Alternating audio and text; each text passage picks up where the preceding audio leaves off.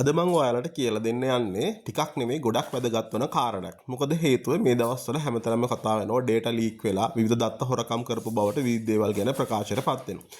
ඒ සඳහා පරීක්ෂා කරලා බලන්න පුළුවන් හොඳම සයිට් එකක් තමයි මේ have I been pawned කියන මේ සයිට් එක. මම මේකට අදාළ ලින්ක් එක පහළ ඩිස්ක්‍රිප්ෂන් එකේ දාලා තියන්නම්.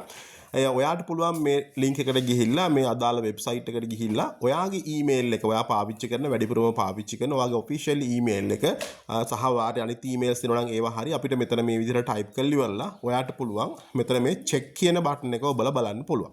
මේ චෙක් කියන එක එවුවට පස්සේ ඔයාගේ කොයිතරම් ඩේටා ප්‍රමාණයක් දැන් මගේ ඊමේල් එකට අදාළව ඩේටා බ්‍රීචස් 8ක් තියෙනවා කියලා කියනවා. මට ඕන නම් මේකේ තව 15ට ගිහිල්ලා ඉවරලා මොන වගේ තැන්වලදී මගේ ඩේටා වෙනත් පාර්ශව අතරපත් වෙලා තියෙනවද කියන එක බලා ගන්න පුළුවන්. ඉතින් මෙතෙන්දී ගොඩක් වෙලාවට අපිට පේන දෙයක් තමයි අපි සමහර රෙජිස්ටර් වෙන වෙබ්සයිට් වලදී ඒ වගේම තමයි සමහර ගෲප්ස් වලින් එන මැසේජ් අපි ෂෙයා කරලාද සමහර ඔය ඩේටා ෆ්‍රී වගේ මැසේජ් වලින් අපි සමහර වෙලාවට ඒවා රීඩ් කරලා ඒවා රෙජිස්ටර් වුණාම ඒ වගේම PayPal account වලින් විශේෂයෙන්ම Telegram channel වලින් අපේ ගොඩාක් දත්ත මේ විදිහට වෙනත් පාර්ශ්ව අතරට ගිහිල්ලා තිනවා. ඒ වගේම තමයි ගොඩාක් වෙලාවට ඔය online classes ඒ වගේ දේවල් වලට රෙජිස්ටර් වෙනකොට ගොඩාක් forms අපිට පුරවන්න තියෙනවා සහ අපේ ID cards ඒවා විවිධ වෙබ්සයිට් වලට අපි අප්ලෝඩ් කරනවා. ඒ හරහාත් අපේ මුරපද passwords ඒ වගේම අපේ identifications ගොඩාක් දේවල් අපේ මේ වගේ වෙනත් වෙබ් අඩවි වලට ගිහිල්ලා තියෙන බව තමයි අපිට හොයාගන්න පුළුවන්. ඉතින් අපිට පුළුවන් ඕනනම් මේකෙම රෙජිස්ටර් වෙලා ඔයාට මේකේ නොටිෆිකේෂන් එකක් තවදුරටත් ඒ වගේ දේවල් වෙනවද කියලා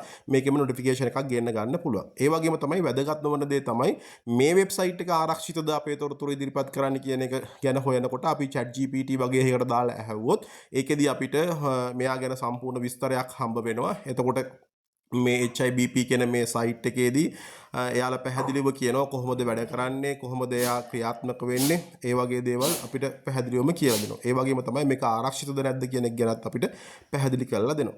ඊට අමතරව අපිට පුළුවන්කම තියෙනවා මේකේ තව ChatGPT එකෙන් මේ වගේ තැනකදී වාගේ දත්ත අනාරක්ෂිත වෙලා තිබුණොත් මොන වගේ ක්‍රියාමාර්ග ගන්න ඕනද කියන එක පිළිබඳවත් දීලා තියෙනවා අපිට විස්තරයක්. එතකොට එතෙන්දී පැහැදිලිවම කියන්නේ මේ වෙනකන් ඔයා two step verification on කරලා නැත්නම් කරුණාකරලා ඒක on කරන්න කියන එක ගැන තමයි පැහැදිලි කරන්නේ. ඊට අමතරව තම ආරක්ෂිත ක්‍රම ඒ කියන්නේ බෑකප් ෆෝන් නම්බර් එකක් වගේ මේ වගේ දේවල් වලට ඇඩ් කරලා ඔයාගේ ගිණුම් බොහොම ආරක්ෂිත විදිහට පවත්වාගෙන යන්න පුළුවන්. මේ දවස්වල තියෙන අන්තර්ජාල භාවිතය විවිධ දේවල් නිසා මේ වගේ දෙයක් පොඩ්ඩක් අපි කරලා තියෙන එක හොඳයි.